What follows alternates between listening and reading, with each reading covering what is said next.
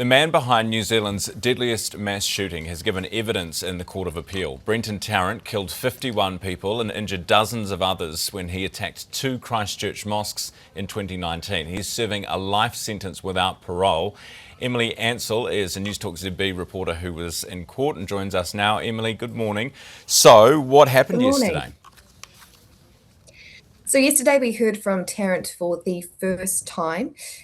He was questioned by Crown lawyers about his mental state, which he claims had deteriorated so significantly due to prison conditions in March 2020, or up until March 2020, that he was essentially forced to give his guilty pleas. He spoke about the fact that he was in solitary confinement at the time, and that he had 24/7 observations. He said there were prison guards who were playing mind games. He also referenced the fact that he had very little reading materials, and it essentially gave him what sort of came across to me as some kind of an identity crisis. He says he didn't know how he felt, his ideals, his beliefs.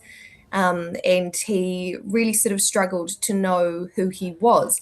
And that sort of led him, he says, to some irrational decisions in making those guilty pleas, which he's hoping to retract. Given he's passed, Emily, now passed his 20-day deadline to file an appeal, what chances does he actually have of succeeding here? I guess that'll be up to the Court of Appeal judges. He was speaking in front of a panel of three. But essentially what happens in New Zealand is that you are allowed, the Court of Appeal is allowed to grant leave to appeal out of time. So what he has to do, which is what he's doing and has done, is explain and sort of argue that the delay there's still an arguable case, essentially. So he told the court his reasoning for the delay to ask for this, ask the Court of Appeal for permission, was multifaceted.